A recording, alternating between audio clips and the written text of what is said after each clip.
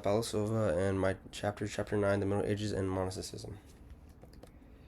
Beginning on pages 279 to 280, the rise of medieval culture. This started after the collapse of the Roman Empire, which led to a lot of conflicts of the tribes that were just in that area at the time, from the Franks to the Goths to the Huns.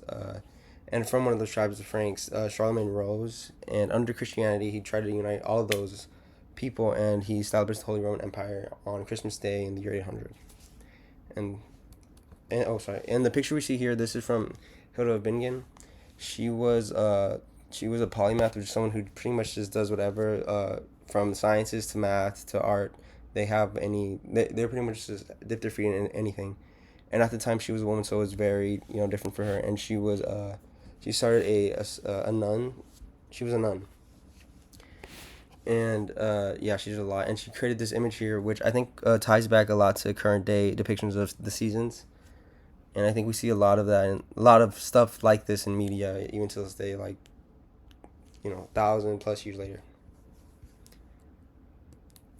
Migration, speaking on the tribes from earlier, there was a lot of conflicts during this time.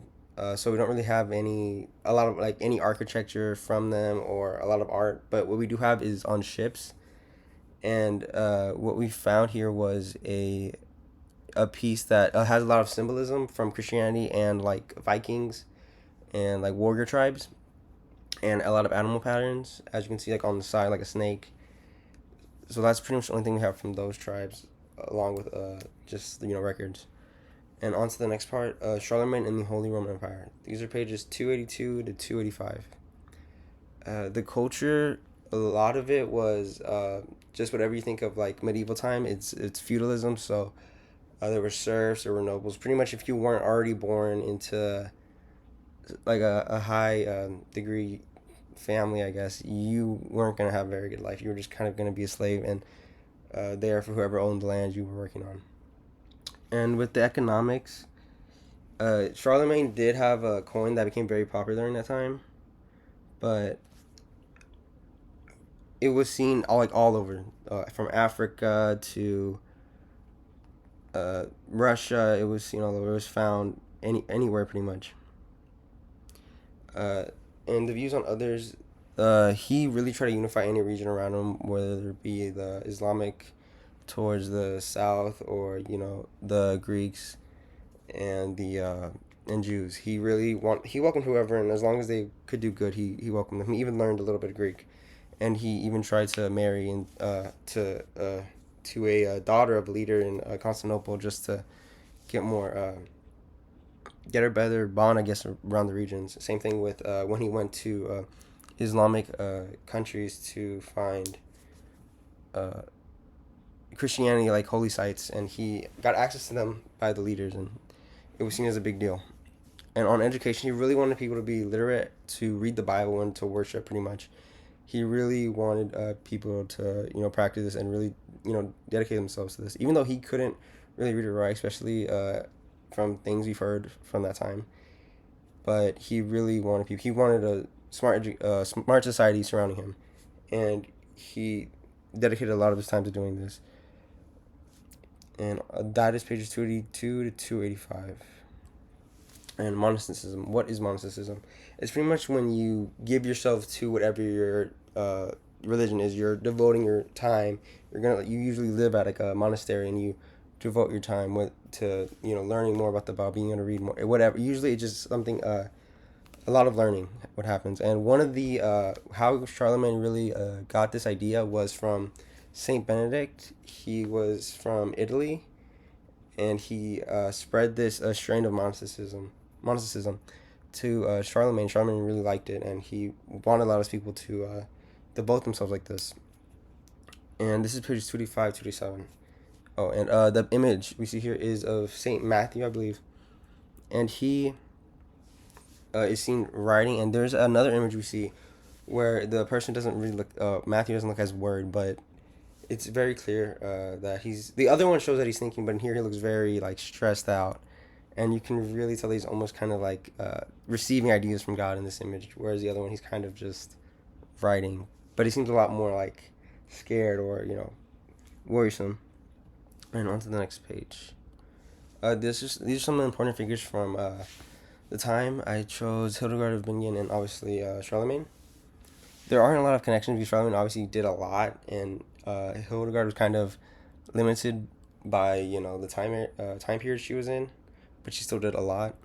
And some people I'm connecting to are Angela Merkel and Greta Thunberg. For Charlemagne, Angela Merkel was very she was in Europe, so she tried to unify the nations around, unify somewhat, I guess, similar to Charlemagne, which I mean it's distinctive, but I don't really have anybody else. And then for Greta Thunberg, uh, for Saint Hildegard of Bingen, they're people who kind of just go against the norms of the time and speak out on things that normally, especially women, wouldn't speak out on. Well, I guess that's more of Hildegard's case, but she likely, if she was alive today, she'd probably be someone similar like her. And on to the next page. These are the Google Earth locations. I chose the Palace of Aachen in Germany, where Charlemagne used to live, and I chose a Irish monastery where people would, transcribe books from Latin to really preserve anything that happened before the Dark Ages. And here we have the Aachen Cathedral, where it is now today. It's surrounded by buildings, but it looks very grand. And here we have, in Ireland, the Glendalough Cathedral, where it looks pretty similar to how it used to. Sorry. Oh, this is a video. We've all heard of the term Dark Ages, that medieval period in which all learning stopped and everything became terrible. It's a term attributed to Petrarch, who, like later Renaissance thinkers, thought that the Middle Ages were a period of darkness in comparison to the classical period from before and the Renaissance after. So just to let you know, the definition of Dark Ages has changed since the days of Petrarch. Nowadays, it's a very specific term, but be aware that Dark Ages isn't synonymous with Middle Ages. It refers exclusively to Western Europe in the couple of centuries following the collapse of the Roman Empire. Of course, the question is, how true is the commonly held vision of this period? Were the Dark Ages really that dark and unenlightened? Well, in a word, no. In a sentence, not really, but also a little bit, depending on where and where you're talking about. So Western Europe had largely been united under the rule of the Roman Empire, and after its collapse it was divided into competing realms. There's obviously too many to speak of in any sort of detail, so we'll pick two extremes and compare them. The former province of Italia and that of Britannia, whose experiences of the Dark Ages are proof that they weren't quite as awful as is often made out to be. So in Britannia, after the Romans left, things went really well. Just kidding, they fell apart almost immediately. Things like a coin-based economy, urban living, and literacy died out there within a generation.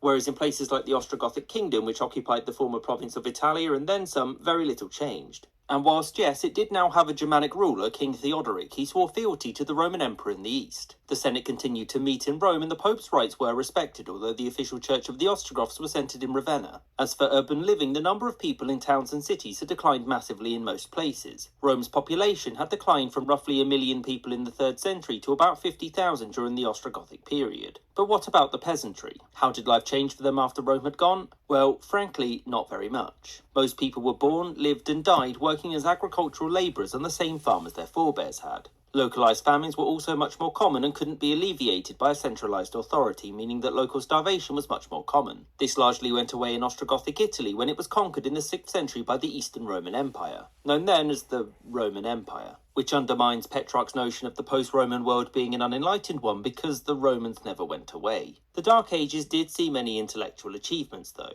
Monasteries like Lindisfarne and Monk Wearmouth Jarrow produced great historians like Bede. In the Ostrogothic kingdom, Boethius wrote the Consolation of Philosophy, which is one of the most important medieval texts ever written. And in terms of architecture, buildings like Theodoric's mausoleum are testament to the fact that in the Dark Ages, things weren't as dark as they may seem. I hope you enjoyed this episode and thank you for watching, with extra thanks to my patrons that... Okay, everybody, thank you for watching my presentation. That'll be all.